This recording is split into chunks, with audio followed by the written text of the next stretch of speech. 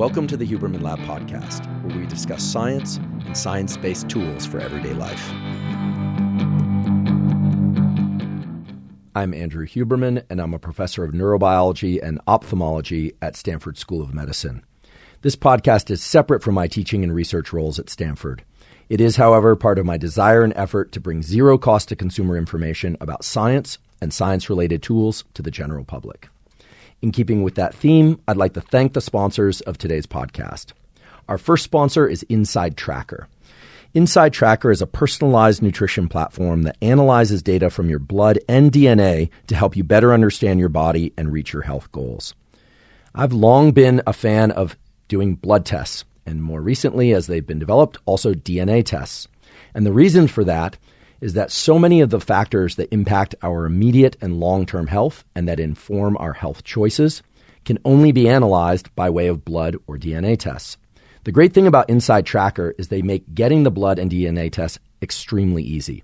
They'll come to your home if you like, or you can go to a place where you can get your blood drawn and your DNA swab taken there. As well, once you get the information back from Inside Tracker, it's very easy to understand what to do with that information, how to interpret it. And that's really what sets Inside Tracker apart, I believe, from other blood and DNA testing tools and companies. Most sources and companies will give you information back about what your levels of hormones are and metabolic factors, etc., but no clear directives about what to do with that information to get those markers in the ranges that you want in order to optimize your health. Inside Tracker makes that all very easy. It gives you directives about exercise, about nutrition, about various supplements you may or may not want to take. And once again, only through blood and DNA tests can you access that information. If you want to try Inside Tracker, you can visit insidetracker.com/Huberman. And if you do that, you'll get 25% off any of Inside Tracker's plans. That's insidetracker.com/Huberman to get 25% off and enter Huberman at checkout. Today's episode is also brought to us by Athletic Greens. Athletic Greens is an all-in-one vitamin mineral probiotic drink. I've been taking Athletic Greens since 2012, and so I'm delighted that they're sponsoring the podcast. I started taking Athletic Greens, and I still take Athletic Greens once or twice a day because it covers all my nutritional vitamin, mineral, and probiotic bases. Of course, you can get vitamins and minerals and probiotics from food, but many of us, including me, find it hard to do that on a consistent basis, especially when I'm working a lot, when stress and sleep aren't optimized, etc. With Athletic Greens, I make sure to get all the things I need, and then all the other supplements I take or what I eat, I can consider additional insurance. The great thing about Athletic Greens is it tastes great. I like to mix mine with water and a little bit of lemon juice. I take it once early in the day and then sometimes again in the afternoon. The fact that it includes probiotics is really important to me. There are so many data now pointing to the fact that probiotics and gut-brain health and gut health generally are very important for metabolism, for hormone output, for neurotransmitter production, so many vital things related to our health. Athletic Greens makes it easy to make sure that I'm getting everything that I need in the vitamin, mineral, and probiotic department. If you'd like to try Athletic Greens, you can go to athleticgreens.com/Huberman and claim a special offer. They'll give you 5 free travel packs, plus a year's supply of vitamin D3 K2. There's now a ton of data as well, pointing to the fact that vitamin D3 and K2 are important for a huge number of health-related factors, including hormones, metabolic factors, neurotransmitters, etc. So they have the year's supply of vitamin D3 completely free, along with your Athletic Greens offer, and you get the 5 free travel packs. So if you'd like to try that, you go to athleticgreens.com/Huberman and claim the special offer. Today's episode is also brought to us by Headspace. Headspace is a meditation app that makes meditation easy. I started meditating many years ago, but I found it was difficult to stay consistent with my meditation practice. In fact, when I would get stressed or really busy, that's when I probably needed the meditation practice the most, and that's when I tended to drop the meditation practice and run around doing other things. So it was really a kind of catch-22. I learned about Headspace a few years ago on JetBlue flights when they had them included as an option of whether or not to watch a movie or a television show or do meditation. I tried the meditation and I really liked it. Very easy to follow along with a Headspace meditation. There are meditations that they include on the Headspace app are also backed by dozens of peer-reviewed quality independent studies. And of course, there are now thousands of peer-reviewed quality studies pointing to the fact that a meditation practice is beneficial for sake of improved sleep, for reducing stress, and a number of other health metrics, cardiovascular, disease risk, etc. The great thing about Headspace is it's allowed me to stay really consistent with my meditation practice. They have meditations of different duration and different type, so you never get bored. I actually look forward to my meditation practice, and it continues to benefit me. In fact, since starting Headspace, I've been consistent with meditation for much longer than I ever had previously. If you want to try Headspace, you can go to headspace.com/special offer, and you'll get a free 1-month trial with Headspace's full library of meditations for every situation. That's headspace.com/special offer to get a 1-month free trial. That's their best offer out there right now. And then you can try their full library of meditations for every situation. Today, we're going to continue our discussion about hormones, and we're going to focus on how particular hormones influence our energy levels and our immune system. Now, last episode, I mentioned at the end that we were concluding our month on hormones, but we decided to include this additional episode. So this would be the 5th episode in the sequence of episodes about hormones, because there are 2 hormones which are vitally important for a huge number of biological functions that we will talk about today, but that are particularly important for energy levels and your immune system. And this is something that I get asked about a lot. So rather than skip to the next general topic, today we're going to talk about the hormones cortisol and epinephrine, also called adrenaline. You do not have to have heard the previous episodes on hormones in order to understand and digest the material from today's podcast. If I mention anything related to previous episodes, I promise to give a little bit of quick background to get everyone up to speed. Today we're going to talk about the biology of cortisol. We're going to talk about the biology of epinephrine. As always, we'll talk mechanism, and there are going to be a lot of tools. If you're somebody who struggles with stress and energy levels and balancing stress and energy levels, today's episode is going to be vital for you. If you're somebody who has challenges with sleep, or you're somebody who has challenges getting your energy level up throughout the day and getting your energy level down when you want to sleep, today's episode is also for you. And we're going to talk about the immune system and how to enhance the function of your immune system. We're also going to get into some fun topics related to learning and memory and how you can leverage cortisol and epinephrine in particular in order to learn faster. We're going to talk about so-called nootropics, smart drugs, and how they work, because there's several of them that tap into the epinephrine system that aren't often discussed and that you have access to. We're going to talk about how caffeine can actually rewire your brain for better or for worse. And we're going to talk about the biology of comfort foods and why they work so well and what they're doing. And in understanding that, you'll be able to better understand your food choices as they relate to short-term and long-term energy. So we have a lot to cover. Everything will be time-stamped. I want to just remind people that we caption every episode in English and in Spanish. The captions take a day or two to pop up on YouTube. So if you're not seeing those within the first couple days, please be patient with us in order to get captions that actually read similarly to what I'm saying. We go through a captioning service, and so we have them done by experts, and that takes a little bit of additional time. Meanwhile, if you have any questions as the episode evolves, please write them down. Please put them in the comments section. Please subscribe to the channel if you haven't already. And let's get started talking about how to increase your energy and improve and increase your immunity by leveraging the biology of cortisol and adrenaline. Before we dive into the biology of increasing energy and your immune system, I want to cover 3 topics that I promised I would mention from previous episodes. The first one relates to intermittent fasting.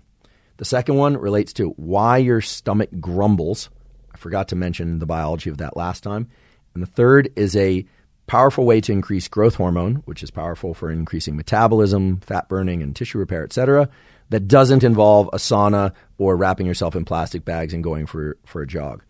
So first, intermittent fasting. Last episode, I talked a lot about growth hormone and thyroid hormone, and I mentioned things like sauna and exercise and sleep and how they can increase levels of growth hormone within the healthy ranges, and why increasing growth hormone can be very beneficial because it can burn off body fat, it can improve muscle and general tissue health, cartilage, etc., and we tend to lose, or our levels of growth hormone are reduced as we age. Many people ask me, well, what about fasting? Everyone's been promised on the internet that intermittent fasting leads to these big increases in growth hormone. The reason I didn't mention it is that I couldn't find a study that actually pointed to the underlying mechanism. I saw lots of claims, lots of podcasts, lots of degrees behind people's names, sometimes biologists, sometimes entirely different fields talking about this, but very few studies.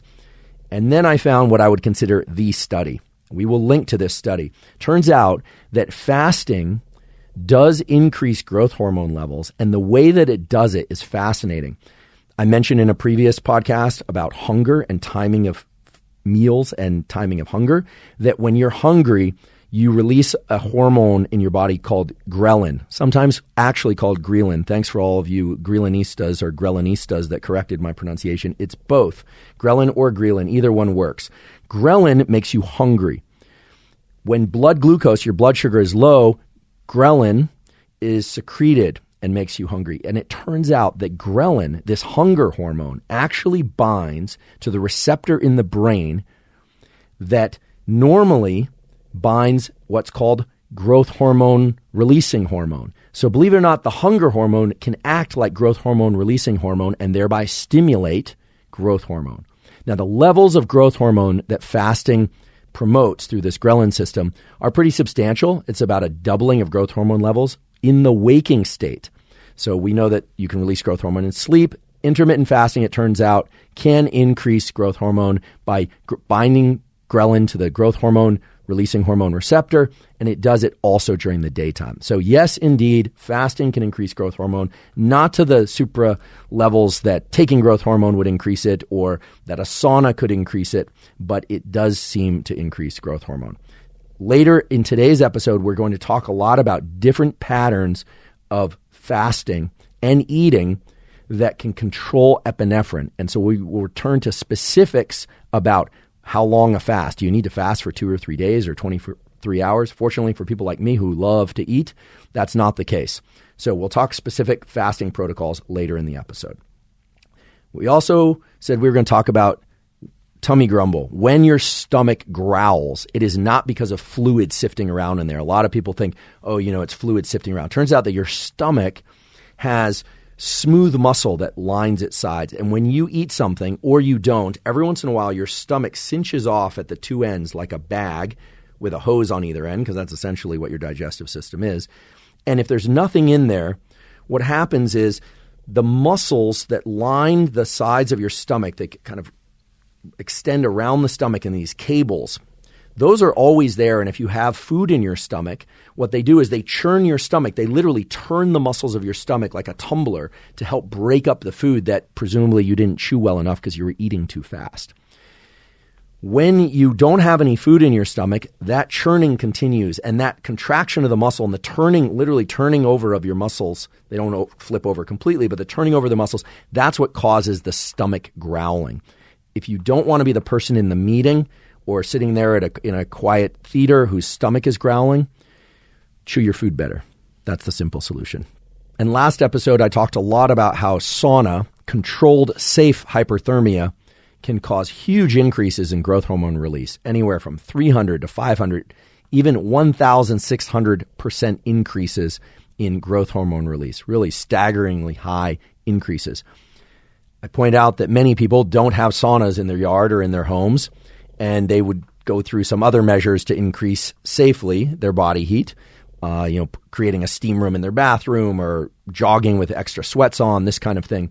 Many of you asked about hot baths. Hot baths will increase growth hormone, However, the temperatures that you need in order to increase growth hormone are high enough that you run the risk of burn. And so I really can't make any recommendations about hot baths, but if you can tolerate a nice hot bath, you are going to get some growth hormone release. However, the sauna has this advantage of you being able to enter a 175 degree or 200 degree environment, provided you're not pregnant, you're not a young child, etc. You can do that safely. And getting big increases in growth hormone. The hot bath will lead to lesser increases in growth hormone. We're going to talk a lot about temperature regulation in a future episode.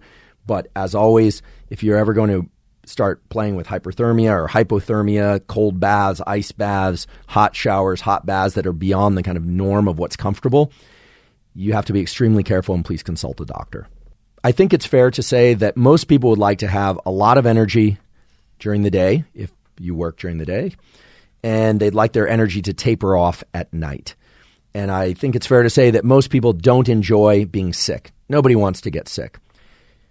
In other words, you want to have energy and you want your immune system to function well, to ward off infections of various kinds, bacterial infections, viral infections, etc. And it turns out that the two hormones that dominate those processes of having enough energy and having a healthy immune system are cortisol and epinephrine. Epinephrine is the same thing as adrenaline. In the body, we tend to call adrenaline, and in the brain, we tend to call adrenaline epinephrine. And I'm sorry for that. I didn't create this naming system. And the story behind it is uninteresting and not worth our time. I will use the words adrenaline and epinephrine interchangeably today. Cortisol is cortisol, and I just want to cover a little bit about what cortisol and epinephrine are, where they are released in the body and brain, because if you can understand that, you will understand better how to control them. First of all, cortisol is a steroid hormone, much like estrogen and testosterone, in that it is derived from cholesterol. Now, that could be cholesterol that you eat. It could be cholesterol that's produced by the liver. As many of you probably know, the relationship between dietary cholesterol, the fats that you eat, and blood cholesterol and liver cholesterol is a very controversial one. It's a barbed wire topic. There are people that claim that dietary cholesterol has zero impact on circulating cholesterol coming from the liver. There are people who argue the exact opposite, both with good data in hand, I would say. There are some problems for the idea that all your cholesterol levels are determined by dietary intake, namely that anorexics often have very high levels of cholesterol that their liver produces, even though they are eating very little and sometimes not eating at all. So understand that cholesterol is a precursor molecule, meaning it's the substrate from which a lot of things like testosterone and estrogen are made. Please also understand that cholesterol can be made into estrogen or testosterone or cortisol, and that cortisol is sort of the competitive partner to estrogen and testosterone. What this means is no matter how much cholesterol you're eating or you produce, whether or not it's low or it's high, if you are stressed, more of that cholesterol is going to be devoted toward creating cortisol, which is indeed a stress hormone.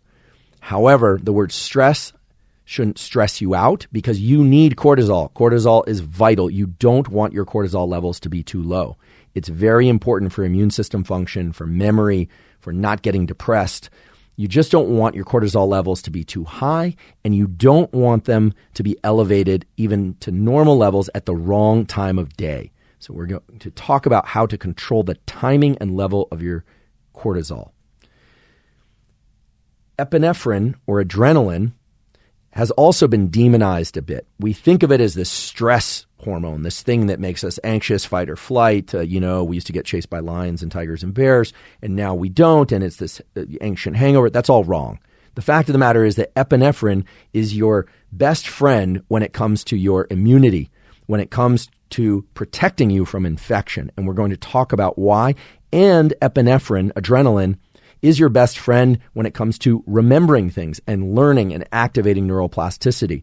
We're going to talk about that as well. Once again, it's a question of how much and how long and the specific timing of release of cortisol and epinephrine, as opposed to cortisol and adrenaline being good or bad. They're terrific when they're regulated. They are terrible when they're misregulated, and we will give you lots of tools to regulate them better. Cortisol Biology 101 in less than 2 minutes. Your brain makes what we call releasing hormones. And in this case, there's corticotropin releasing hormone. CRH is made by neurons in your brain. It causes the pituitary, this gland that sits about an inch in front of the roof of your mouth and the base of your brain, to release ACTH. ACTH then goes and causes your adrenals, which sit above your kidneys and your lower back, to release cortisol, a so-called stress hormone. But I would like you to think about cortisol not as a stress hormone, but as a hormone of energy. It produces a situation in the brain and body whereby you want to move and whereby you don't want to rest and whereby you don't want to eat, at least at first. Epinephrine or adrenaline 101 in less than 2 minutes. When you sense a stressor with your mind or your body senses a stressor, from a wound or something of that sort, a signal is sent to neurons that are in the middle of your body. They're called the sympathetic chain ganglia. The name doesn't necessarily matter. They release norepinephrine very quickly. It's almost like a sprinkler system that just hoses your body with epinephrine. That will increase heart rate, will increase breathing rate. In some cases, it will constrict your blood vessels. It will also increase the size of vessels and arteries that are giving blood flow to your vital organs. This is why your extremities get cold when you're stressed and your heart is beating faster. More of that energy is being devoted toward your core. You also release adrenaline from your adrenals riding atop your kidneys. Those are a second system whereby your system gets flooded with adrenaline in pulses. So you can get 1 pulse, you can get 10 pulses. We'll talk about how to regulate the number of pulses. And you release it from an area of your brain called locus ceruleus, and that creates alertness in your brain.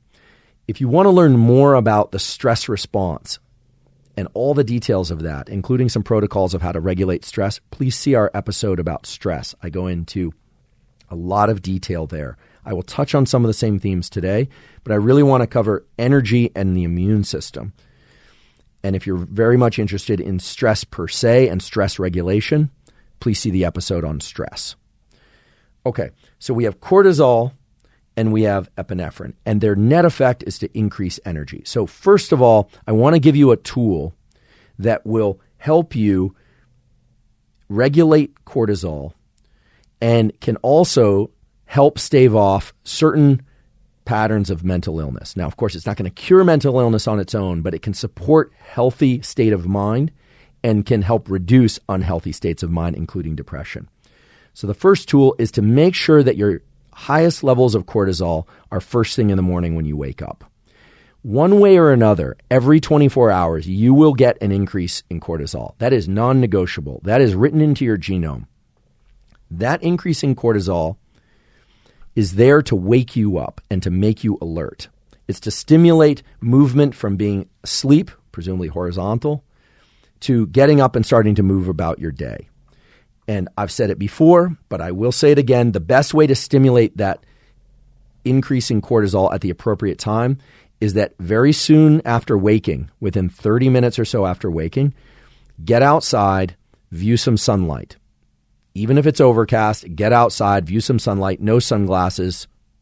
Never look at any light so bright that it could damage your eyes, but do that for 2 to 10 minutes. If it's very bright, 2 minutes. If it's not so bright, 10 minutes.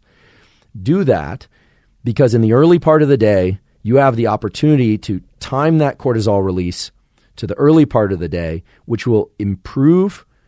This has been backed by peer-reviewed studies. It will improve your focus, it will improve your energy levels, and it will improve your learning throughout the day. It will also prevent a late shift in cortisol increase. And late shifted cortisol, meaning cortisol that increases around 8 or 9 p.m., is a signature feature of many depressive disorders, including major depression, anxiety, and that, of course, correlates with things like insomnia, etc. So that's a key tool, and I don't know how many of you are already doing that, but it is vital to do. Now, I mentioned sunlight even on cloudy days, and there are specific reasons for that. So I want to just briefly cover the data, because in the episodes on sleep, I talked about brightness of light in regulating cortisol and sleep, and I talked about how to measure lux, brightness, but I was not specific enough, I realized, based on the questions that I've received since that episode. So here's how it works. Going outside and getting some sunlight requires that I also tell you how long and under what conditions. I've said looking through a window is not as good. It takes 50 times longer to get as much light, et cetera, et cetera. Many, many questions have told me that I'm not being specific enough. So I'm going to give you the data, and from the data, you will understand exactly how long you need to do this each day. On a sunny day, so no cloud cover, provided that the sun is not yet overhead, it's somewhere low in the sky, could have just crossed the horizon, or if you wake up a little bit later, it could be somewhat low in the sky.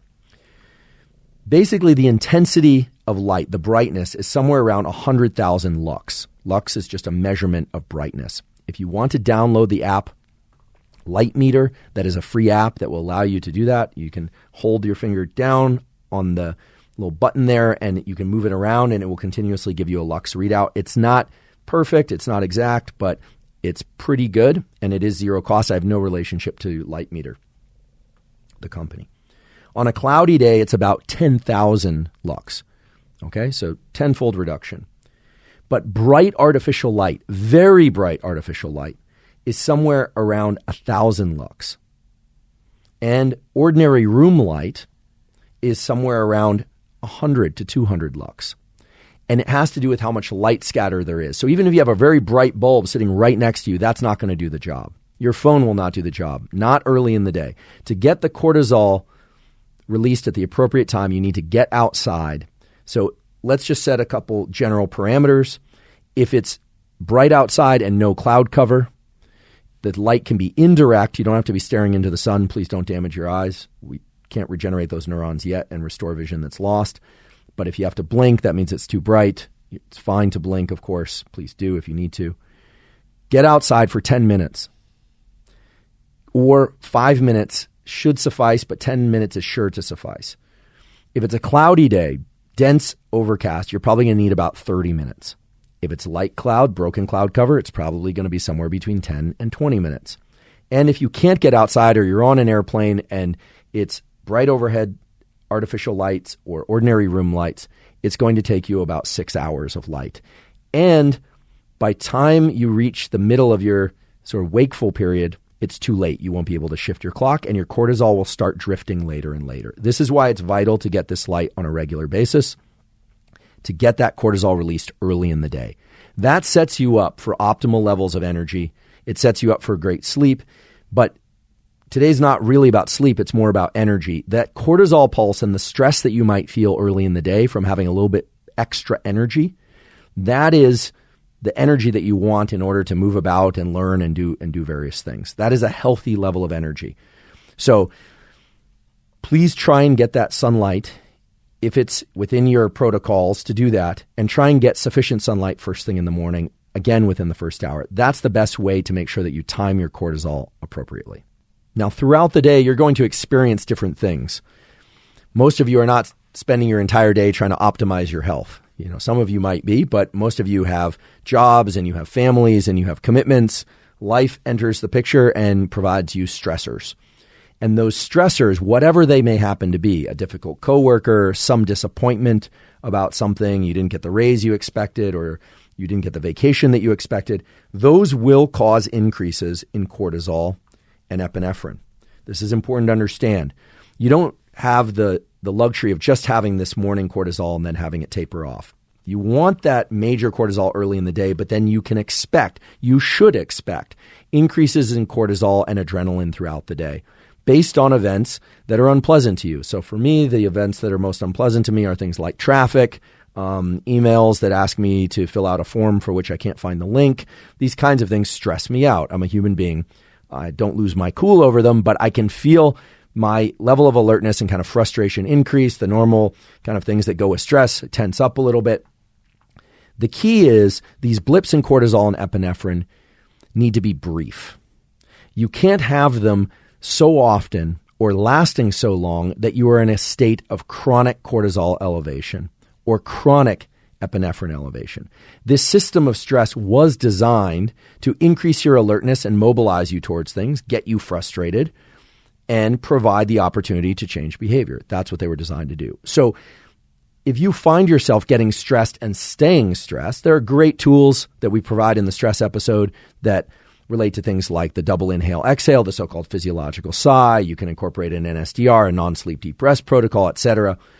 But understand that the energy that you experience during stress, that sudden increase in alertness and attention that comes from seeing something difficult, that is a healthy hormonal system and neural system that's working. And the reason it works is that cortisol, when it's released into the bloodstream, it actually can bind to receptors in the brain. It can bind receptors in the amygdala, fear centers, and threat detection centers, but also areas of the brain that are involved in learning and memory and neuroplasticity. And this is why I say that neuroplasticity, the brain's ability to change itself in response to experience, is first stimulated by attention and focus, and often a low-level state of agitation. So understand that, and you won't be quite so troubled about the little stress increases that you experience throughout the day. Now, there are ways to leverage stress, epinephrine, and cortisol in ways that serve you and to do it in a deliberate way. There are also ways to do that increase your level of stress threshold, meaning they make it less likely that epinephrine and cortisol will be released. So I want to talk about the science of those practices because I get asked about these practices a lot. Things like Wim Hof breathing, which is also called Tumo breathing, things like ice baths, things like high-intensity interval training. All of those things have utility. The question is how you use them and how often you use them. Those tools, just like stress from a life event, can either enhance your immunity or deplete it. That's right. Those same practices of ice baths, Tumo breathing, high-intensity interval training, or training of any kind can deplete your immune system or it can improve them. They can improve it, meaning they can improve your immune system. The key is how often you use them and when. And so I want to review that now in light of the scientific literature, because in doing that, you can build practices into your daily or maybe every other day routine that can really help buffer you against unhealthy levels of cortisol and epinephrine, meaning cortisol increases that are much too great or that last much too long. Epinephrine increases that are much too great or that last much too long. And of course, we'll talk about all the negatives that go along with having too much cortisol, too much epinephrine for too long.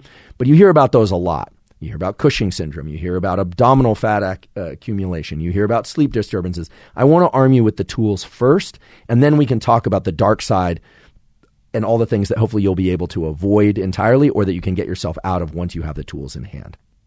Let's say somebody tells you something very troubling, or you look at your phone and you see a text message that's really upsetting to you. That will cause an immediate increase in epinephrine, adrenaline, in your brain and body. And chances are it's going to increase your levels of cortisol as well. Let's say you get into an ice bath or a cold shower. Even if you love the cold, or if you hate the cold, that will cause an equivalent increase in epinephrine and cortisol. We don't know the exact levels, but it's probably about the same. Let's say you go out for high-intensity interval training. You decide you're going to run some sprints. You do some repeats, or you're going to do some weightlifting in the gym, and you love lifting weights in the gym. Maybe you're like the powerlifting thing, or you decide that you want to do some hot yoga, or something that you really enjoy or you hate.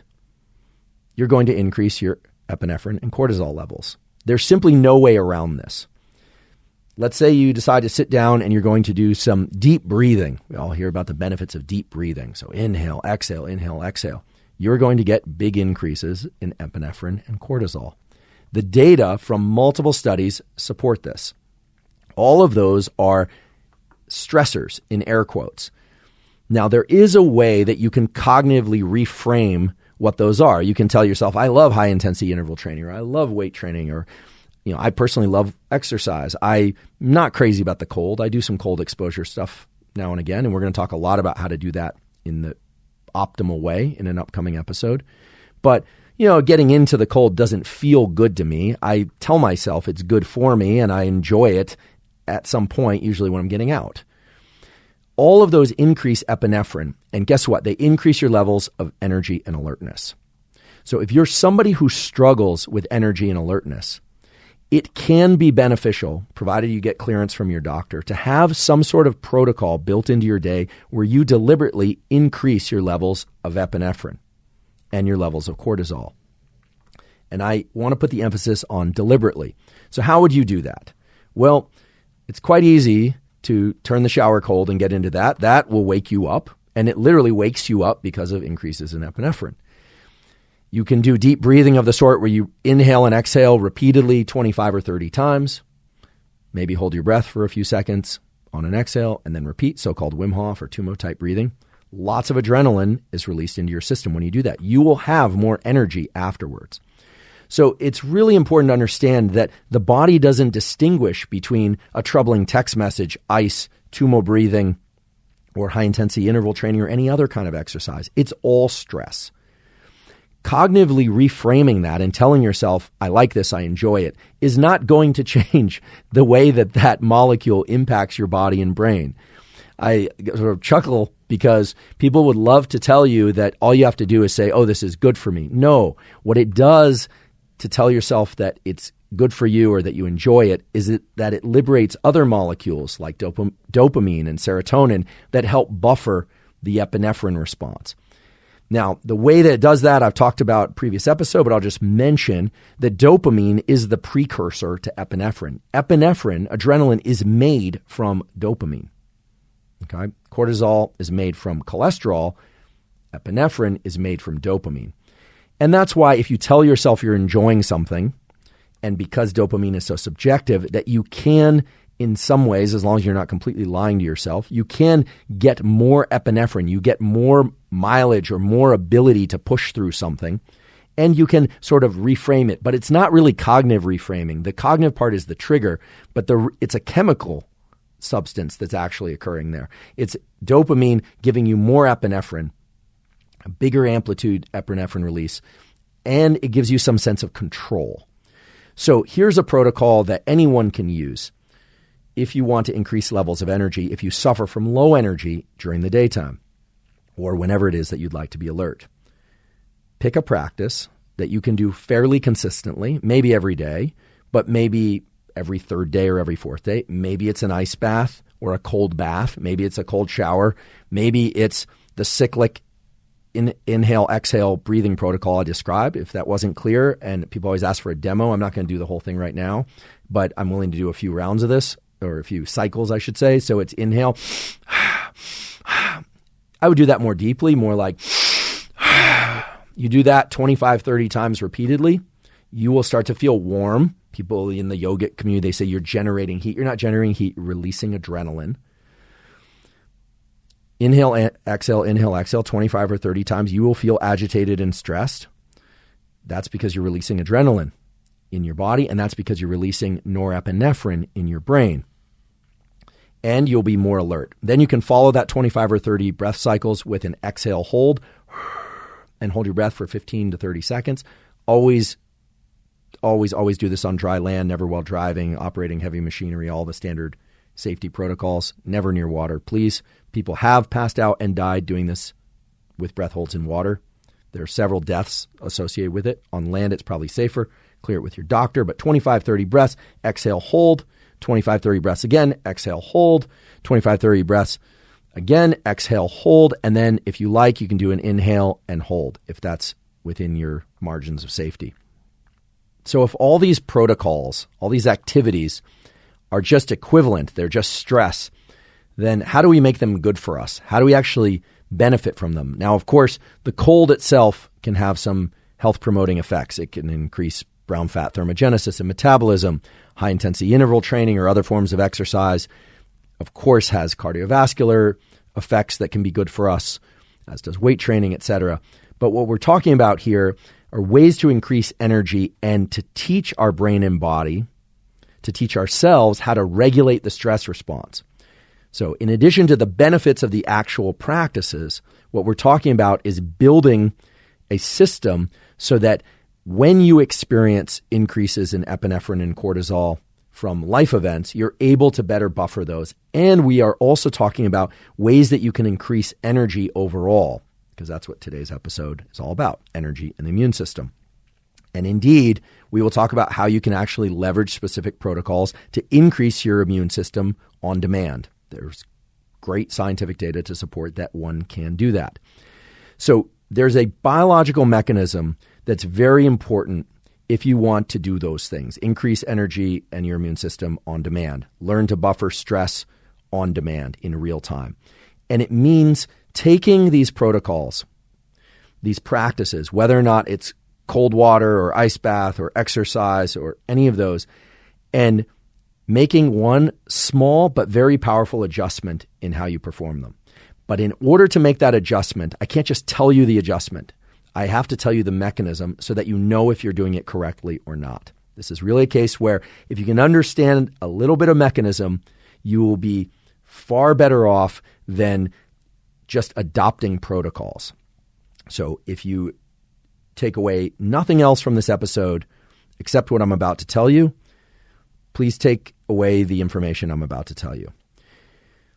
Cortisol, as I mentioned, is released from the adrenals, and it can bind to receptors. It can have action both in the body and in the brain.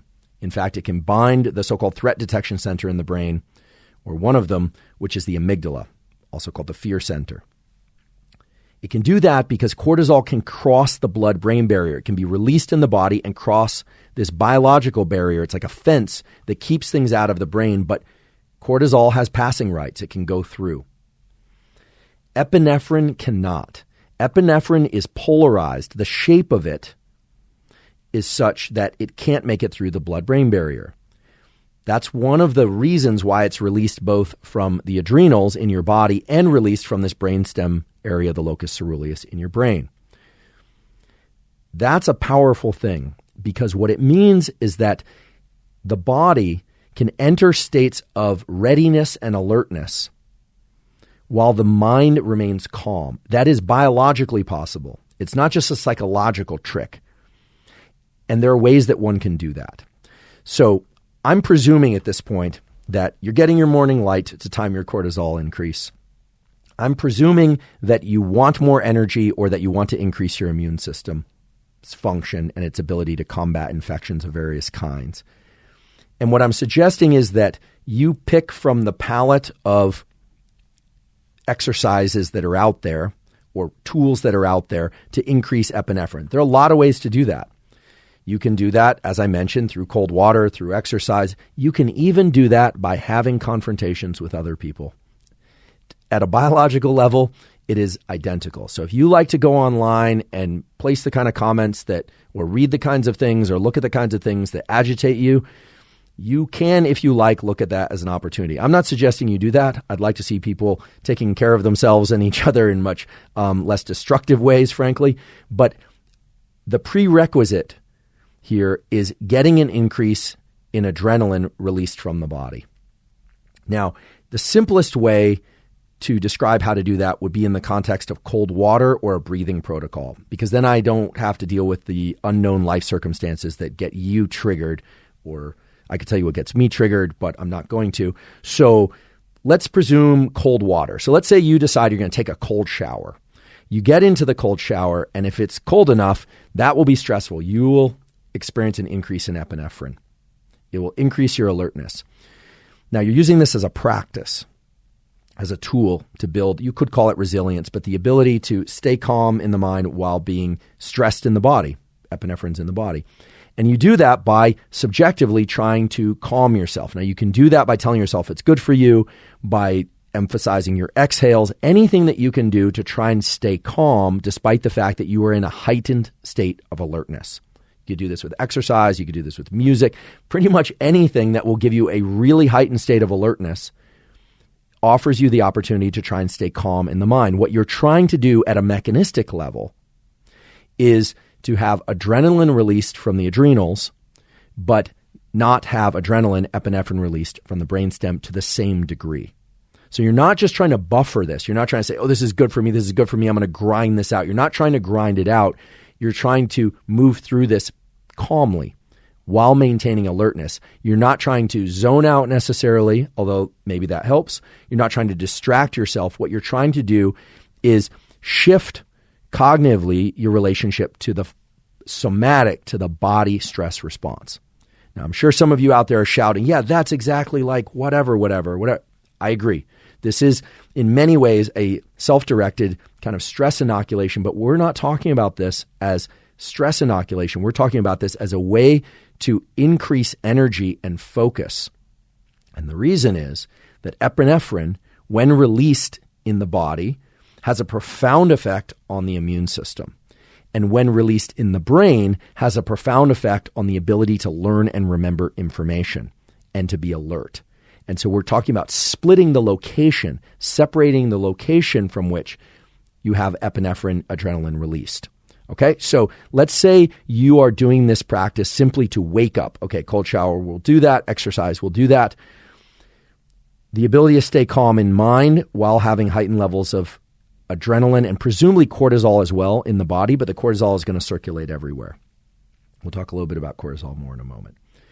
You could do that through some self-soothing, calming way. That's going to be highly individual. You do it by telling yourself you enjoy it, etc. But what you need to understand is that in the immediate period following that practice, your system, your entire brain and body are different. Your body is actually primed to resist infection when you have high levels of epinephrine in it for short periods of time. So the scientific study that explored how increasing adrenaline in the body can improve immune resistance is grounded in a well-known phenomenon that increases in stress actually protect you against infection in the short term. So I want to look at the classic data first, describe what was done, and then I want to talk about the more recent study, which is immediately actionable. There are a classic set of studies that are really based mainly on the work of somebody named Bruce McEwen, who was at the Rockefeller University in New York. Bruce passed away a few years ago, but he had many decades of incredibly impactful work under his belt when he did. The work that I'm going to talk about next has been done in humans and has been done in animals and has really explored how inducing stress can enhance the function of the immune system in the short term. And when I mean short term, I mean about 1 to 4 days.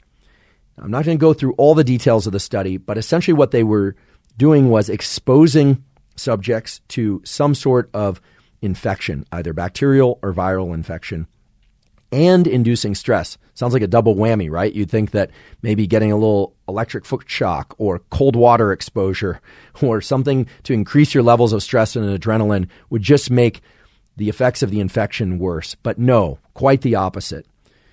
Brief bouts of stress, which now you should be thinking about in terms of cortisol and epinephrine release, were actually able to increase immune system function. Now, that shouldn't surprise you if you understand a little bit about how epinephrine works in the body and in the brain.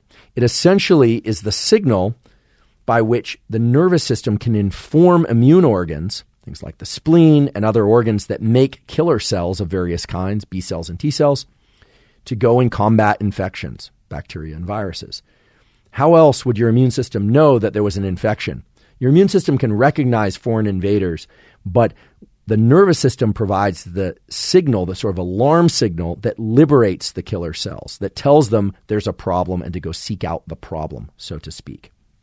So the duration here is really important because if stress stayed too high for too long, then yes, indeed, stress can hinder the immune response. But for a period of about 1 to 4 days, it actually can protect you by way of increasing the immune response. Now, I can say with certainty that that effect is governed by epinephrine, adrenaline released from the adrenals and not from the brain, because they actually explored whether or not the effect exists in the presence of what's called an adrenalectomy, or removing the adrenals. So I should just say, without the adrenals, you don't get the effect. So we know that that effect comes from adrenaline in the body. What does that mean for you? That means if you want to increase your immune system in the short term, you want to increase your epinephrine in the short term. That's why short bouts of very intense exercise, probably no more than an hour per day, provided you're doing everything else right, sleeping and nutrition, etc. Maybe even shorter bouts of intense exercise, or exposure to cold water, or the cyclic breathing that I talked about before. Because they increase epinephrine, they will bolster the immune system. And we all hear these reports every once in a while. Seems to be the thing that every once in a while there'll be an article about how coffee can improve your immune system or something like that. Indeed, caffeine can increase epinephrine and dopamine to some extent, but most people are drinking it chronically. So its effects are probably due to increases in epinephrine, and probably whether or not something like coffee or other forms of caffeine can improve or degrade your immune system will probably depend on whether or not you're using it in a way that it increases your adrenaline as a spike that happens rarely, once every 2 or 3 months, let's say you have an infection coming on. Yes, indeed. What these data probably mean is that drinking some hot caffeinated tea or some hot coffee even, provided you don't get dehydrated from it, because you're also drinking some water, can probably improve your immune system function by way of increasing adrenaline release. But so can the breathing, so can cold exposure, so can exercise. The mechanism here is what's key. And I keep saying that because what it means is that you don't actually have to know the specific protocol. I'm not trying to say do this particular protocol. You have to figure out, and it should be easy to figure out, what short-term adrenaline increasing behavior you're willing to do on a regular basis, every day or 2 or 3 times a week. Now, you could say, well, I'm not sick. Should I be doing these things often? I would say 2 or 3 times a week at a minimum. If your goal is to keep your immune system tuned up and you are in the presence of a lot of children, for instance, which carry a lot of bugs because their immune system isn't developed, or you work in a healthcare setting, or you're simply somebody who's prone to get sick. I can just say anecdotally, I guess someone now calls this anecdata, which I don't like that phrase because it's sort of, I don't want anecdotal data to ever be misunderstood as anything but anecdotal data. Anecdotally, I can say that I've had instances where I've felt a throat tickle coming on or some sinus infection. I will do the cyclic breathing that I described before, 25-30 breaths, exhale, hold, 25-30 breaths, exhale, hold, 25-30 breaths, exhale, hold, and then big inhale, hold. And most times I didn't get full-blown sick, but I also take other precautionary measures to get sleep, etc. So whether or not it was causal or whether or not it's just correlated, I don't know.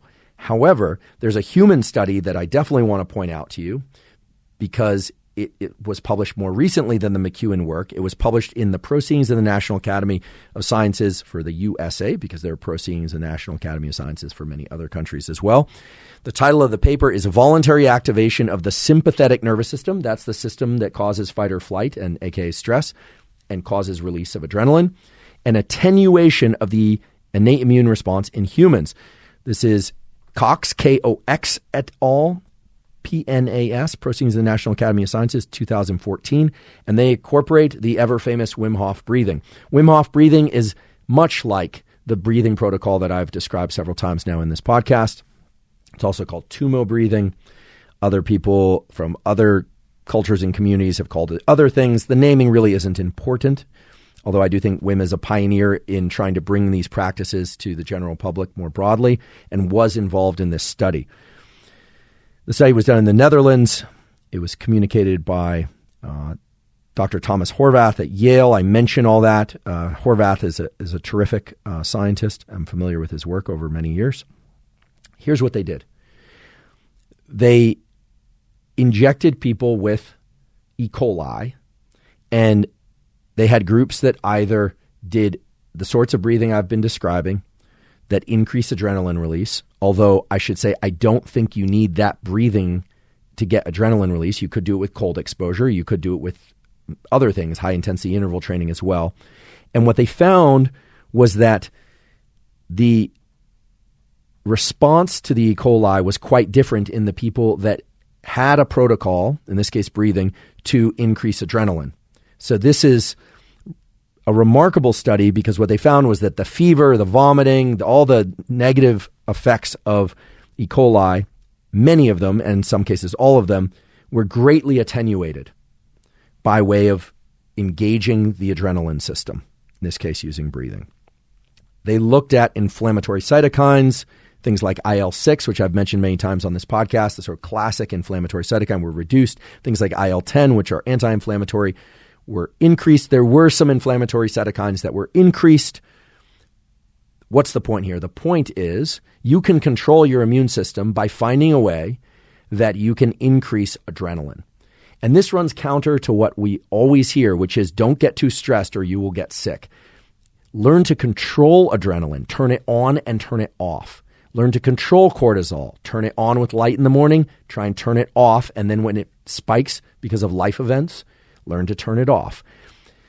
Learning to turn on and off adrenaline, aka epinephrine, and learning to turn on and off cortisol affords you the ability to turn on energy and focus and your immune system. That's the most important point from today's podcast. And understanding that it doesn't matter what protocol you use. Maybe it's a cup of coffee and running up a hill 5 or 6 times. That will improve your immune system function if you get adrenaline in your system. You can use an ice bath. You can use a cold bath. It really doesn't matter. You can get into an argument, but I'm not suggesting you do that. It really doesn't matter. What's important is that you're able to then shut off that response. And there are ways to do that we will talk about. But I want to talk about some of the other benefits of epinephrine and cortisol that occur because of their actions on the brain, because these are many and they are powerful, and they relate to energy, but also the ability to learn.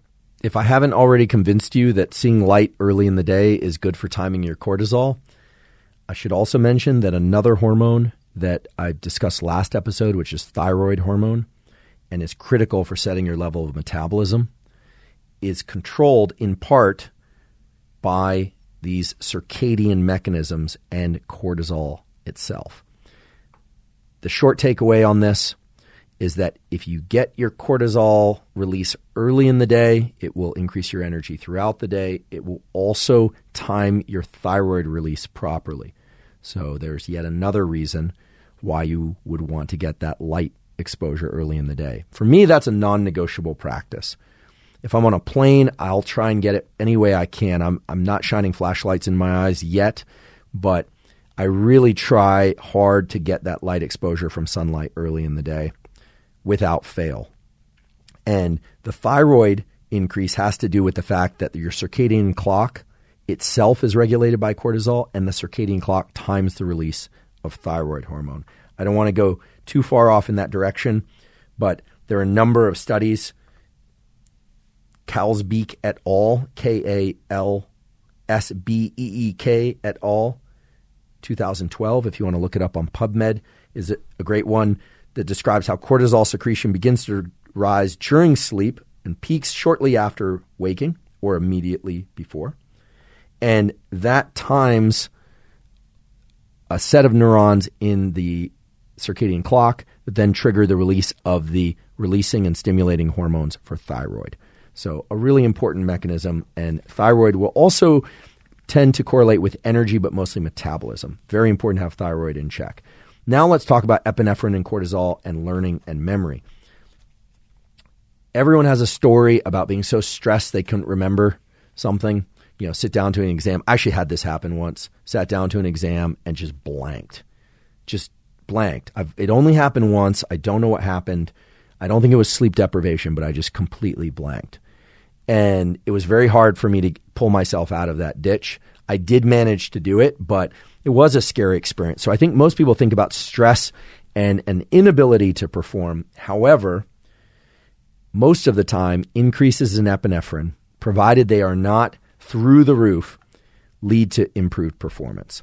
Now, this has been shown over and over again on memory tests, on learning new information, on physical performance, that when blood levels of epinephrine are low, you don't perform very well.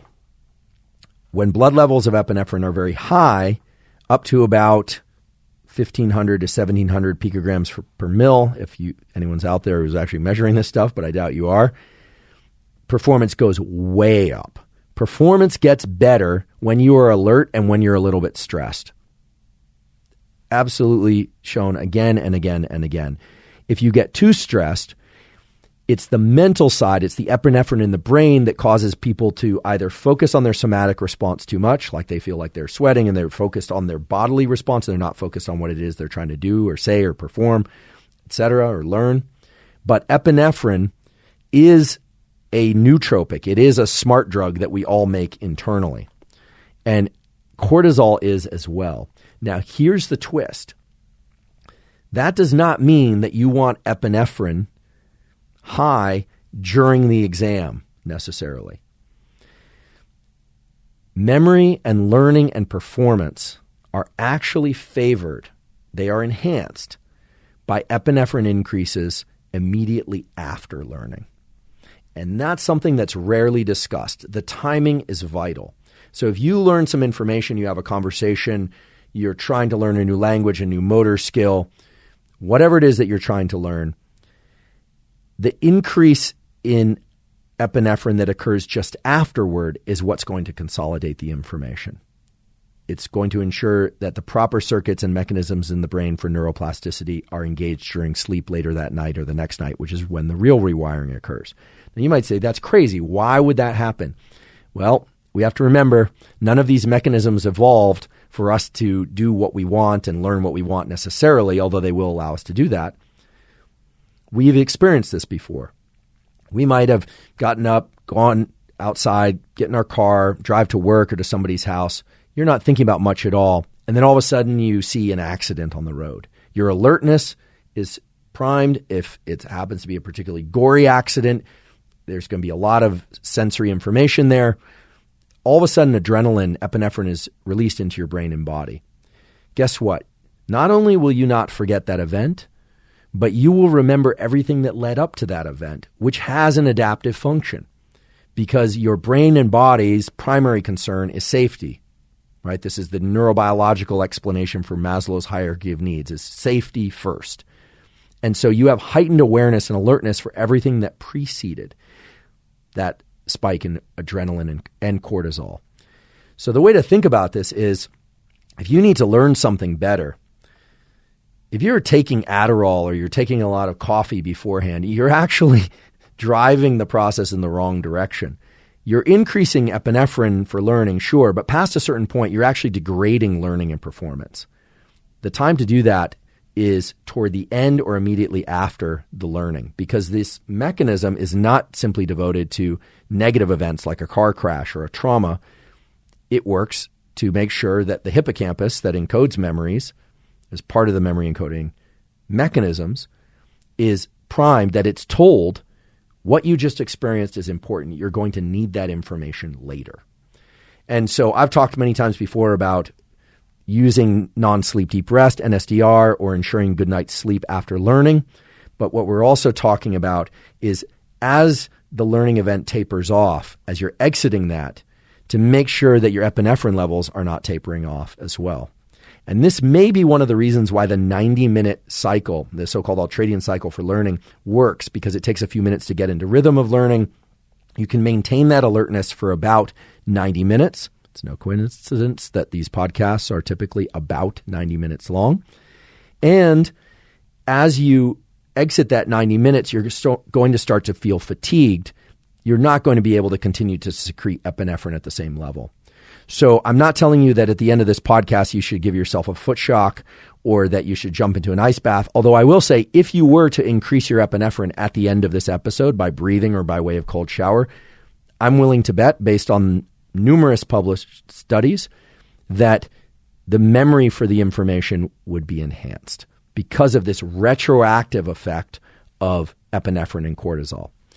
Put simply, you can remember things better if you increase your alertness, aka your level of epinephrine and cortisol, immediately after something that you want to learn.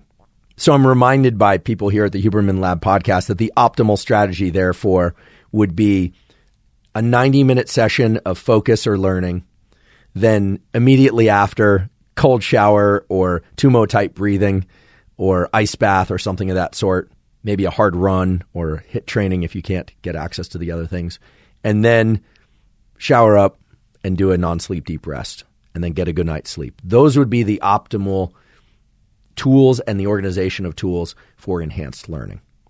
And of course, you could use caffeine to prime the whole process by drinking the caffeine towards the tail of the learning episode, which is counterintuitive, at least to me. I should mention, since many of you use caffeine and I use caffeine, I do drink coffee. I love mushroom coffee. I love mate. I drink caffeine in various forms. That there was a study that came out recently that is relevant to our discussion about energy and alertness and learning. And the study came out just recently, March 2021. It's Maghalis et al., so Maghalhaes. And it was published in Molecular Psychiatry, which is a fine journal, a peer-reviewed journal. And the title pretty much gives it away. Habitual coffee drinkers display a distinct pattern of brain functional connectivity. Chronically drinking coffee changes brain connectivity. And it does it in a number of ways, but the key takeaways from this study, as it relates to sort of what the circuits do, as opposed to me just listing off a bunch of brain circuits, which is kind of meaningless in this conversation, is that people who drank coffee habitually every day had changes in their brain circuitry such that there was a shift or a bias toward anxiety even when they don't ingest caffeine. So a lot of times we think, oh, caffeine increases your levels of anxiety. And indeed, it appears it does if you use it chronically, but not just to caffeine. It doesn't just raise your baseline of anxiety because of what's circulating in your bloodstream. It actually increases connectivity between the brain areas that relate to anxiety.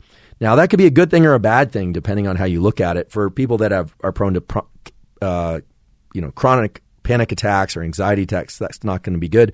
Some people might use caffeine in healthy ways. I believe I do, in order to just increase overall levels of alertness. Although now, not only am I going to start delaying my caffeine intake till 2 hours after I wake up for reasons I've talked about in previous episodes, but I'm also going to start drinking it later in learning and focus sessions as a way to enhance plasticity around those learning and focus sessions, not before.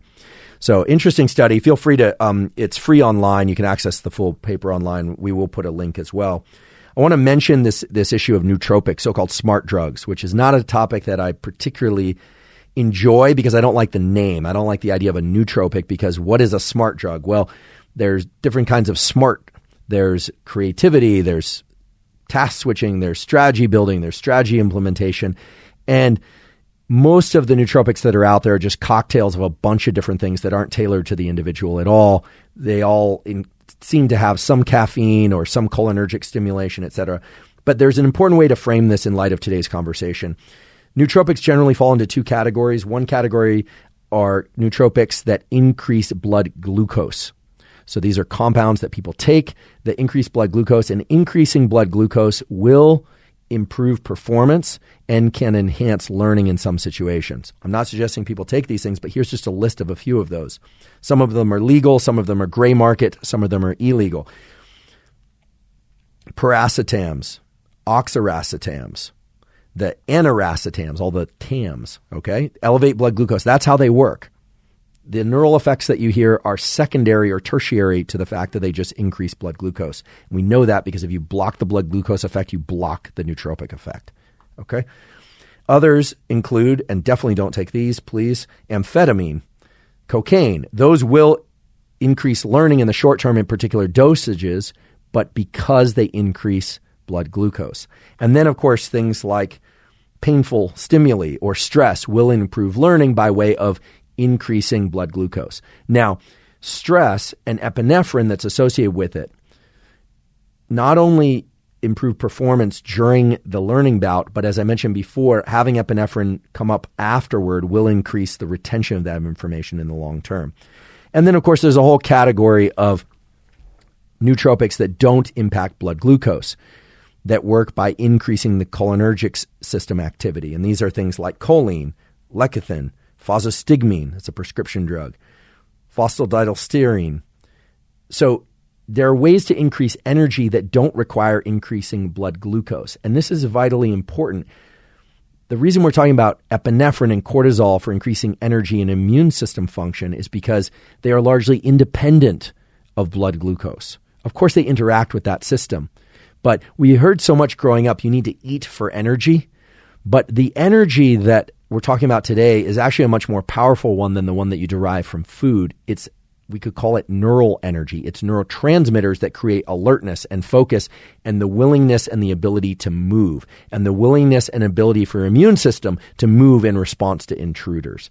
So I think we all too often think about food as energy, which is great because it is, but there are other sources of energy that are neural, and they relate to these hormone systems, cortisol and epinephrine, and that's what we're focused on today.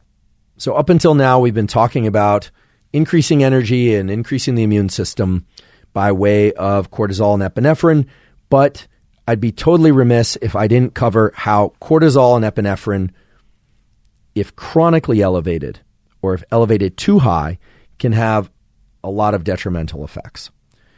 These are the things we normally hear about.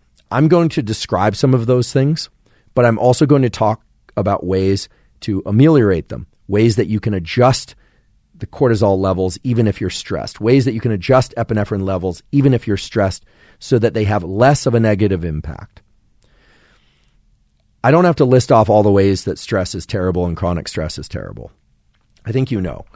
Insomnia, your immune system over time will get battered and you won't be able to fight infection off as well, right? You don't want to be stressed for too long. You can start laying down the sort of classic pattern of cortisol-induced body fat. In fact, there's a whole literature related to comfort foods and why we want to consume comfort foods under conditions of chronic stress. And it's quite interesting, actually, because it reveals something about the biology of chronic stress that's informative for how to prevent it or to downregulate chronic stress once it's occurred. So let's talk for a second about comfort foods. And the work that I'm going to refer to is work that was done by a very impressive scientist by the name of Mary Dahlman. Her work goes back decades. She was at University of California, San Francisco, and she asked this question that on the face of it seems kind of obvious, but for which there was no mechanism known until Mary and her lab personnel came along. And the question was, why do we seek high-fat and or high-sugar foods when we are stressed for a while? Why would that be? And the reason is that the so-called glucocorticoids, of which cortisol is a glucocorticoid, is caused, as we've mentioned before, by releasing hormones from the brain and ACTH from the pituitary, etc. But normally, high levels of glucocorticoids shut off the releasing hormones in the brain and in the pituitary.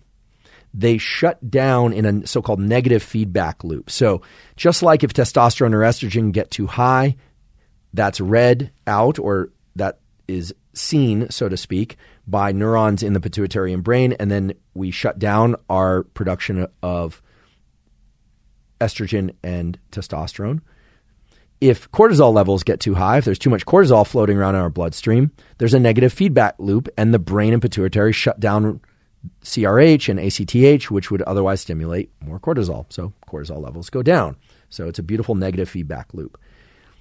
Chronic stress, however, stress that lasts more than 4 to 7 days, and there's a way to think about what chronic stress really is in an actionable way, causes changes in the feedback loop between the adrenals and the brain and the pituitary, such that now the brain and the pituitary respond to high levels of glucocorticoids, cortisol, by releasing more of them. It becomes a positive feedback loop. And that's bad. It actually gets right down to levels of gene regulation and transcription and translation. And so you really don't want chronic stress because it's a cascade of stress equals more stress equals more stress. So this is why it's very important to learn to turn off the stress response. You don't want it elevated for too long. So there's one study that Dahlman and her colleagues did where they stimulated chronic stress by increasing cortisol. And they found that subjects would increase their consumption of sugar and fat. In fact, they would even eat lard. They would just, it sounds disgusting, but they were willing to just eat more fat and more sugar. And that led to all sorts of things like type 2 diabetes, that led to dysfunction in the adrenal output, etc. And so the real key is to learn to shut off the stress response, because the interesting thing is that Dahlman and colleagues and some studies that followed up on their work found that if the system was kicked into motion for too long, then there was a tremendous shift overall towards anxiety, because it turns out that body fat itself receives neural innervation. Neurons actually talk to body fat. So now you have body fat releasing certain hormones. You've got the adrenals releasing cortisol, and all of that is feeding back to the brain to make you want more sugar and fatty foods. So that's how the so-called comfort foods work. And you should watch yourself next time you experience stress. If it's a short-term bout of stress, typically it blocks hunger. If it's a longer bout of stress, typically it triggers hunger, in particular for these so-called comfort foods, sugary and fatty foods. And it's kind of interesting how short-term stress can actually block hunger. It does that by activating or interacting with a system called the Bombesin system. Bombesin is a peptide hormone It was actually, I think it was named after some sort of reptile, or amphibian, some sort of toad. I think it was initially sequenced from the toad before it was later discovered in humans. And I think the toad's Latin name is bombina or something of that sort. And so they decided to call this thing Bombesin, but it reduces eating, and stress liberates Bombesin and makes you want to eat less. But chronic stress causes all these positive feedback changes, which are not positive. They're positive. I'm calling them positive because they amplify the stress response over and over, not because they are good for you. So short-term stress, great. Long-term stress, really, really bad. Other bad effects of stress that we can talk about, and I won't list off too many more of these because you know so many of them, you hear about them, you really want to know how to control them, I'm guessing, is that, yes, indeed, stress can make you go gray. The rates at which people go gray, meaning gray hair, in some cases gray body hair as well, depend on some genetic factors. There's actually there are a couple ways that we can go gray. There's actually a stem cell, what they call niche, in every follicle. So you have stem cells in the follicle that can produce more and more of the given hair cell. And they're actually peroxide groups. You know, we hear about bleaching hair with peroxide, at least in the 80s, that was a thing.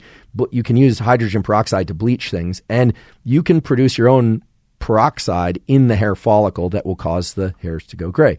In addition, pigmentation of hair, just like pigmentation of skin, is controlled by melanocytes, our old friends, the melanocytes. And I say old friends because on previous episodes, I talked about why sunlight and getting ample sunlight can increase levels of certain things like melanocyte-stimulating hormone, which reduce hunger. It can improve testosterone and estrogen levels, and all the reasons for that. Well, it turns out that activation of the so-called sympathetic nervous system, which is really just another name for the system that liberates adrenaline from the adrenals and epinephrine in the brain, drives depletion of melanocytes in hair stem cells.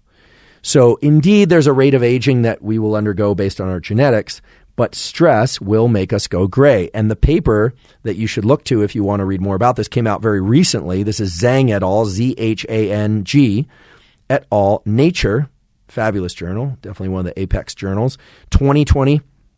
So this paper showed that the activation of stress in various forms will deplete these melanocyte stem cells. You do not have to worry about an ice bath or hard exercise or breathing increasing your levels of stress to the point where it's going to make you go gray. We're talking again about chronic stress. And if you want to offset the stress effects on graying of hair, you can do that by either having a practice that helps you regulate stress on a consistent basis, so something like non-sleep deep rest or meditation. If you can get access to massages or vacations, those are great, but having a practice to keep stress clamped so that it's not chronically elevated, that will be great. As well, this is another case where sunlight, we know, stimulates melanocytes, not just in skin, but in hair. And so getting ample sunlight, having a practice to regulate stress will offset the stress-induced graying of hairs by way of stress-induced depletion of melanocytes. And if melanocyte sounds a lot like melanin, you're right. That's because anything involved with pigmentation in the brain and body generally has melano in the front of the word in some way or another. So if chronic stress is so bad because of its effects on epinephrine and cortisol being elevated for too long, then the question becomes, of course, well, what's chronic stress? How do I know the difference between chronic and acute stress, and how do I keep chronic stress at bay because of all these negative effects? And I didn't even list out the number of other ones, the effects on depression, which certainly has a correlate with elevated cortisol, thyroid hormone, associated with low thyroid hormone is associated with depression, mistimed thyroid.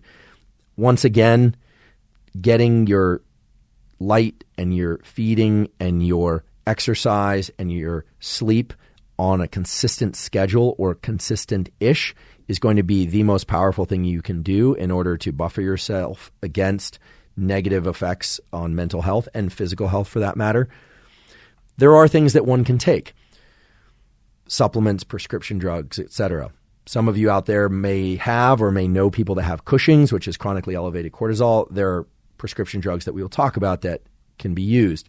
But most people are dealing with a situation where life gets stressful, then less stressful, stressful, then less stressful. I would say, based on the data from McEwen and others, Bob Sapolsky's lab over many years, I would say any stress that lasts more than a day or 2 days or 3 days is starting to become chronic stress.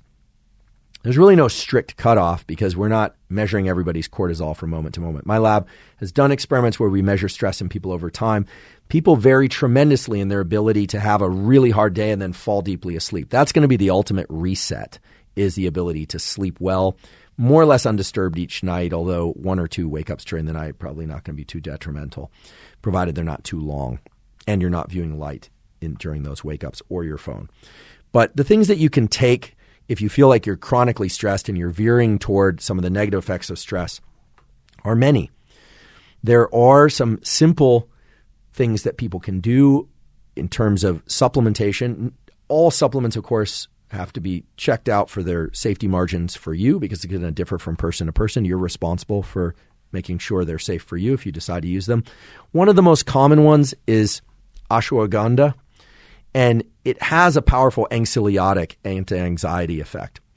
You're welcome to go to examine.com, and for zero cost, you can see their so-called human effect matrix.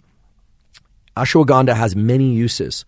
It's been used to enhance power output in athletes. It has been shown to modestly increase testosterone. It has been shown to modestly adjust things like low-density lipoprotein cholesterol, the so-called bad cholesterol, in quotes. It has a profound effect on anxiety. That's been shown in 9 studies, 9 peer-reviewed independent studies, funded by organizations that have no vested interest in the answer. It has a very strong effect on cortisol itself. How strong? The decrease in cortisol noted in humans is 14.5 to 27.9% reduction in otherwise healthy but stressed humans. That's great. 6 studies. So and it mentions this is significantly larger than many other supplements. Now, some people will say that taking ashwagandha chronically may not be good. If you've heard about that, or you can point to specific studies that indicate exactly why it's not good, please put in the comment section or let me know. In the comment section on YouTube would be best. The studies that I'm referring to did explore both genders. The number of subjects was reasonably high, 64 or more, 1 to 6 months studies. So these were long-term studies. That's great. You'd like to see that, not just an acute study. So males and females, lots of different ages, overweight and non-overweight. They did blood draws of cortisol, which is going to, and as well as saliva tests. Saliva is actually the best way to measure free cortisol. You can also measure it from earwax, it turns out, which sounds pretty gross. And kind of is. But nonetheless, that's where cortisol will accumulate, in earwax and in saliva, the free cortisol. But that's 6 very quality studies, independently supported, that all point to these very significant, 14.5 to 27.9% reductions in otherwise healthy adults. So if you're somebody who's dealing with chronic stress, it's a stressful period in your life, and you want to stave off the negative effects of stress, well then, ashwagandha may, I want to highlight may, be right for you. It also does tend to lower total cortisol, which is interesting. Can lower depression to a somewhat minimal degree, and can lower, as I mentioned before, things like low-density lipoprotein. So that I think ashwagandha comes through as kind of the heavy hitter in this department. Now, what's interesting also is the other effects of ashwagandha that are downstream of reducing chronic stress and cortisol, because cortisol has so many effects. There are receptors for cortisol all over the body and brain. And so I'll just list these off quickly. I'm not going to list off each study or talk about how many subjects in detail. Again, you can go to examine.com if you want and just put in ashwagandha. C-reactive protein, which is a marker of all sorts of negative health effects, cardiovascular health, even macular degeneration, is notably reduced. Heart palpitations notably reduced. Serum T3 and T4, our old friends for the thyroid hormones from a previous episode, are increased. Symptoms of OCD decreased. Both the obsessions and the compulsions, right? Obsessions are of the mind, compulsions are of behavior. So there are a lot of things that are downstream of reducing cortisol. lowered heart rate, lowered rates of insomnia, slightly improved memory.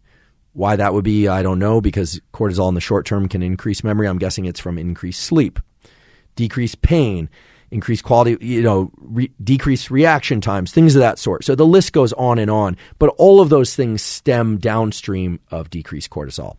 So if one were to decide to take ashwagandha in order to reduce cortisol, given that you want cortisol early in the day to have energy throughout the day, the time to take it is probably later in the day or in the evening. I've never heard of it preventing sleep or causing insomnia of any kind. That certainly wasn't listed as one of the major effects on examine.com. I will take ashwagandha from time to time if I'm chronically stressed or if I'm not sleeping as well as I ought to. You might think that with all my knowledge about sleep and sleep protocols that I would sleep perfectly every night, but unfortunately I have a dog that has a canine form of sundowners, of dementia, so he's up much of the night these days. And so there's no way I'm getting a solid night of sleep lately. And so I will supplement with ashwagandha, and typically I'll take it before sleep and maybe also with my last meal of the day, which is at least 2 hours before I go to sleep. Again, you have to decide if it's right for you. The dosages can vary tremendously. I would just go by what's on the bottle from a reputable brand. I would also check out examine.com because it mentions a range of dosages that people have used and in various studies to different effects. Now, there is something out there that some of you may actually be taking or ingesting that can increase cortisol and not so incidentally can decrease estrogen and testosterone, because remember, cortisol is made from the cholesterol molecule. So is estrogen and testosterone. So are estrogen and testosterone, and it's competitive. So you're either making more cortisol or you're making more of the sex steroid hormones, estrogen and testosterone. Believe it or not, licorice, which I always thought of as a candy, but licorice contains a substance that I can't pronounce, Glycyrrhizin, Glycyrrhizin, which is of the glabra species of plant. Actually, because of its chemistry, this 18-beta hydroxycyridic acid, you don't need to know all that, licorice, black licorice, contains a substance that increases cortisol. And its increase is not huge, but is significant. This has been looked at in females age 18 to 29, males and females age 18 to 29, people age 30. These are separate studies where I'm listing off the different ages 30 to 64.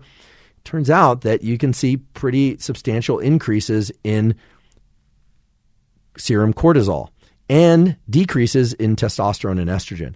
So that was complete news to me. Also, increases in blood pressure that are pretty substantial. That's going to be downstream of cortisol. Increasing cortisol is increased blood pressure in order to engage the stress response. It's part of this stress response. Increased hormones of other kinds that are associated with stress. So who knew? I didn't know. Maybe you knew previously. If you did, forgive me. But licorice and some of the compounds in black licorice can actually increase stress. Probably not the thing to be ingesting during periods of chronic stress. Whether or not anyone has had positive effects of using it to increase cortisol in other contexts, let me know.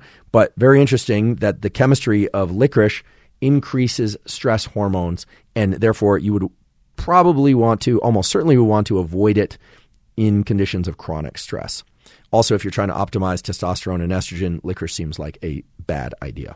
I suppose one instance where you might want to use licorice would be if you're traveling and you're trying to wake up at a particular location, because licorice has these effects on cortisol, and cortisol is associated with the waking phenomenon and alertness and energy. You could use it in that regard.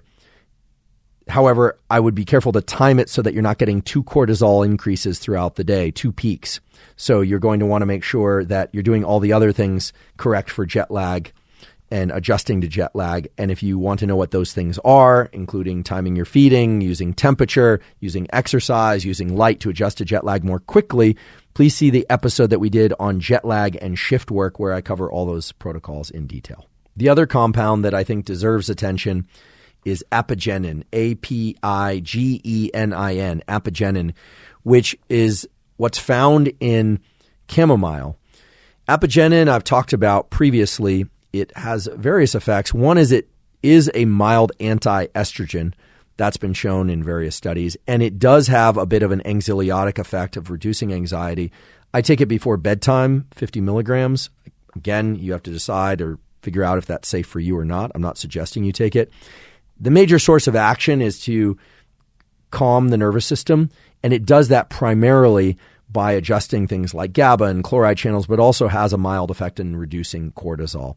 So ashwagandha and apigenin together sort of, I would consider the most potent commercial compounds that are in supplement, non-prescription form that one could use if they were interested in reducing chronic stress, especially late in the day by way of reducing cortisol late in the day. So you're probably getting the impression that cortisol and epinephrine are a bit of a double-edged sword. You want them elevated, but not for too long or too much. You don't want them up for days and days and days, but you do want to have a practice in order to increase them in the short term. So we should talk about protocols that can set a foundation of cortisol and epinephrine that is headed towards optimal. Optimization is always going to be a series of regular practices that you do every day. So sleeping at certain times, light at specific times, food at specific times, certain foods, etc. And that's highly individual, but there are some universals, and we've covered a number of those in the discussion today. Meal timing, meal schedules has a profound effect on energy levels. And as I mentioned before, the energy I'm referring to is not glucose energy. It's not burning carbs while running or ketones. What I'm talking about is neural energy, epinephrine and cortisol. Fasting and timing one's eating are two sides of the same coin. So even if you're on a kind of standard 3 meal a day with a couple snacks in between diet or nutrition regimen, you are fasting whenever you're asleep or you're not ingesting any calories. So unless you're hooked up to an IV of glucose, you are fasting while you're sleeping.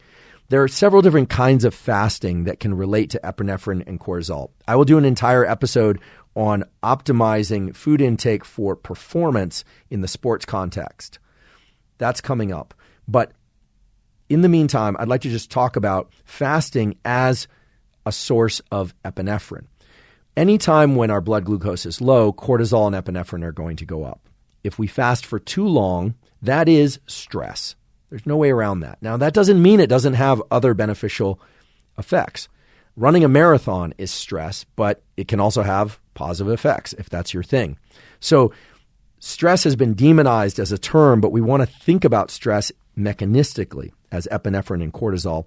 And then if we do that, we can think about how to regulate its timing. So anytime we haven't eaten for 4 to 6 hours, levels of epinephrine and cortisol are going to go up pretty substantially. There's an exception to that, which is if you are used to eating on the clock every 2 hours or every hour, being half hour late or being even 10 minutes late on that schedule will induce stress. Most of that's psychological stress, but also the release of things like ghrelin that are going to make you hungry because they're on that eating clock. So one thing that many people do to great benefit is they follow a so-called circadian eating schedule. They eat only when the sun is up. They stop when the sun is down, more or less. The other way to think about this is they stop eating a couple hours before sleep, and they eat more or less upon waking, assuming that they're waking up more or less around the time that the sun rises, maybe plus or minus 2 hours. Okay, so sort of typical schedule. Now, let's say you decide to do what I do, which is I skip breakfast. I drink water, I delay my caffeine for 90 minutes to 2 hours, and then I drink my caffeine, and then my first meal is typically around lunchtime, 11:30 or 12. And yes, occasionally I throw back some almonds or walnuts or something earlier in the day. I do that from time to time if I get hungry enough or if I just happen to see them. I'm kind of a drive-by eater. If I see blueberries or nuts or something, I just kind of pick them up and put them in my mouth. I try not to do that off other people's plates, but I just have that habit of doing that from time to time. But typically I don't eat until about noon. So I've got a cortisol increase. I've got my sunlight in the morning, so I'm getting a big pulse in energy early in the day. And yes, there's a little bit of agitation. I am hungry sometimes early in the day, sometimes no. But my ghrelin system is used to kicking in right around noon. At the point where I eat, as long as I don't eat carbohydrate, in my case, I know that my epinephrine levels are going to stay pretty high. So for me, it's usually meat and salad or something of that sort, or fish and salad. I don't particularly like eating fish because of the taste. But I'm essentially low carb or keto-ish throughout the day.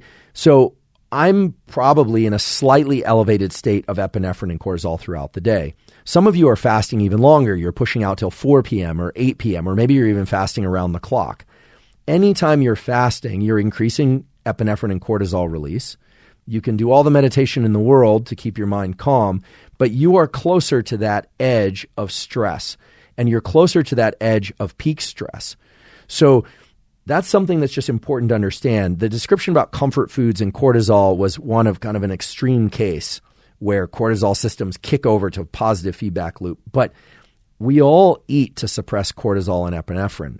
When we're hungry, cortisol and epinephrine create an agitation, so we go seek food. When we ingest food, typically if it includes carbohydrate, there's a blunting of cortisol, there's a blunting of epinephrine in the bloodstream. If you've ever had too much coffee to drink, and you go and have a couple pieces of bread, you will feel you might describe it as the caffeine getting soaked up out of your system. But what you're doing is you're elevating blood glucose, which is more or less saturating the effect of caffeine in your system. Not completely, but it's going to have that effect. If you're very stressed and you sit down to eat something, it will calm you down. Yes, because some of the blood that goes to your stomach, but more so because of these effects in blunting cortisol and epinephrine. So the important point here is that if you want to be alert, you can do that by way of not eating. Of course, please ingest fluids. I know some people water fast out there. I am yet to see good science on water fasting and why that can stimulate stem cells. Or people love the idea of, after the Nobel Prize was given for autophagy and this idea that our cells clean up debris in senescent cells. Yes, that's true. But the idea that water fasting is going to promote that, I find rather amusing. Please send me the data if you know of some great study in a decent journal. But pretty much this is something I hear about. I don't think water fasting is a good idea, nor should you be drinking so much water that you kill yourself. You can actually drink enough water that you die. So I think ingesting water in healthy amounts is a good thing. Stay hydrated. But if you want to be alert, stay hydrated. Caffeine may or may not be in your regimen, but fasting will make sure that your levels of energy are up, and you will be primed very well for doing a protocol of the sort that we talked about earlier in this episode of breathing or cold exposure or exercise to get that increase in the immune system function. And if you do that after trying to learn something, it will increase learning for that particular set of information, whether or not it's motor or language or whatever it happens to be, mathematics, programming. So fasting is a tool for many reasons. Can increase growth hormone, et cetera. But today I'm talking about fasting as a tool to bias your system toward more epinephrine adrenaline release and toward more cortisol release, but still low enough that it's not chronic stress, that it's not causing negative health effects. But please know that if life is very, very stressful, if you're experiencing lots of stressors and you're chronically fasting, you are positioning yourself toward a greater likelihood of being chronically stressed in the ways that are negative. Negative effects on the reproductive axis, lowered testosterone and estrogen. Negative effects on your hair will turn gray. There's reasons for that. Your sleep will suffer. Your immune system will suffer. So I think while it's nuanced, our discussion today about epinephrine and cortisol increasing energy and immunity are designed to help you understand when you should be doing certain things, when you should throttle back, when you might want to kick up your adrenaline a bit. If you're suffering from low energy because you're just kind of feeling down and a little bit underactivated, well, then the practices of ice baths and intense breathing, et cetera, could be very beneficial. So might fasting. But if you're feeling exhausted and burnt out, so drained and stressed, well, then fasting or doing a lot of cold exposure or doing a lot of intense exercise is driving you further and further into chronic stress. So because I don't have a saliva test or a blood test or, God forbid, an earwax test to measure your cortisol as we're engaging in this discussion together, you have to gauge for yourself whether or not you are in a state of underactivated and need more epinephrine and cortisol, or whether or not you are overactivated in terms of cortisol and epinephrine, and you need ways to buffer those. Ashwagandha, maybe it should be a warm mellow bath, not an ice bath. So one has to learn how to regulate these hormones with behavior, with nutrition, perhaps with supplementation. And then, of course, there are prescription drugs. And I always leave these to the end because A, I'm not a medical doctor. I'm not prescribing anything. I'm a professor. I'm professing a number of things that you can decide for yourselves what to do with or not. But of course, there are prescription drugs that can increase cortisol or decrease cortisol in cases like Cushing syndrome, which if you have that diagnosed, you should talk to a physician. You should talk ideally to an endocrinologist, but to a physician of some sort, board certified physician. There are drugs that can be used to treat injury, like corticosteroids that you can inject to reduce inflammation and injury, but they are cortisol. So they're going to bias you towards more stress in other domains. Remember, cortisol can cross the blood-brain barrier, so you're going to be more prone to psychological stress. I also want to mention again that I think there's great benefit to having a practice that perhaps you do every other day, but if you can't, maybe every third day or every other day, of deliberately increasing your adrenaline in your body while learning to stay calm in the mind so that you learn to separate the brain-body experience. You know, we hear so much about how beneficial it is to unify the brain and body, that we're all out of touch with our brain and bodies. I particularly dislike claims like that or statements like that because there's great power, as we learned today, in having your body activated by some sort of stimulus, cold water, or even psychological stress, but learning to stay calm in your mind. I should just remind you that most of the negative effects on your life and on the lives of others are due to people, perhaps you, I hope not, being unable to regulate their mind when they have high levels of adrenaline in their body, either because they read something in a text or a comment section. Of course, that never happens to me, but it may happen to you. Of course, it happens to me. But the idea is to stay calm in your mind so that then you can regulate your action, right? And so I think that there are these practices that one can develop over time that are really straightforward and zero cost, right? You could find any number of ways to increase your adrenaline and stay calm. And we tend to focus on things like exercise as the way that we get our energy up. But today, again, I'm talking about deliberately increasing adrenaline while staying calm mentally, because that has great utility when the adrenaline hits through unwanted events, through things that we didn't seek out. So the ability to regulate adrenaline and cortisol is about inducing them deliberately when you want to push back on infection, potential infection from bacteria or viruses. It's about pulling back on adrenaline and cortisol, maybe through the use of supplementation, but certainly through proper use of light and sleep and mental tools that we talked about as well, when they are chronically elevated. It's about training your system not just to be unified of brain and body, which sounds great until you're stressed, and then that's terrible. It's really about having a deliberate dissociation between the adrenaline response from the adrenals and the adrenaline response from the brainstem. So once again, we've covered a ton of material. I hope right now you're thinking, okay, am I in a state of chronic stress? Am I underactivated? Or could I afford to increase my levels of adrenaline, cortisol to improve my relationship to my immune system and to energy, neural energy? If you like the information and that you heard today and you want to remember it, well then, at the end of this episode, perhaps you go do something to increase your level of adrenaline. And now you know what some of those things are because it will help you retain the information. Or you could apply that to anything else that you learn or experience, of course. And I hope that you'll think about some of the ways in which cortisol and adrenaline are not good or bad, that stress isn't good or bad, but short-term stress is healthy. Alertness and energy is healthy, even if it puts you at the edge of agitation. That's an opportunity to learn how to control these hormones better.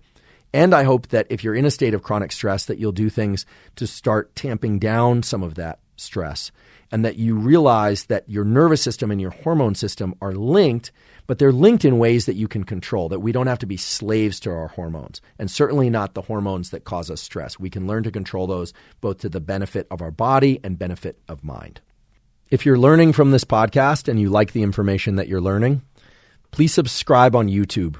That really helps us. And in addition, if you could hit the notification button, that will let you know when we release new episodes. Now, we release them every Monday morning, but in addition to that, we are starting to release short clips now and again, as well as some special content. So hit the subscribe button, please, and hit the notifications button.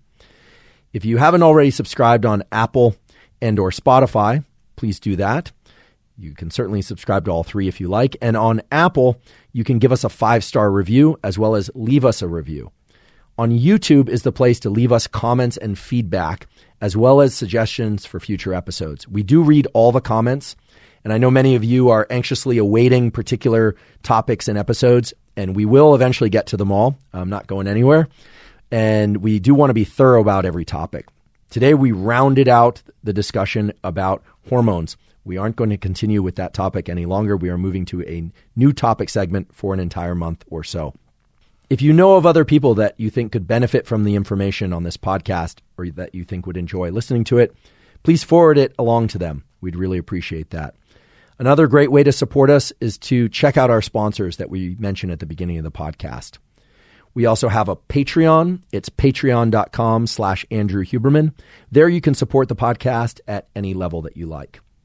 I should mention that I will be answering some questions that come up frequently in the comment section on YouTube in Instagram lives every once in a while. I am on Twitter at Huberman Lab. I'm on Instagram, also at Huberman Lab.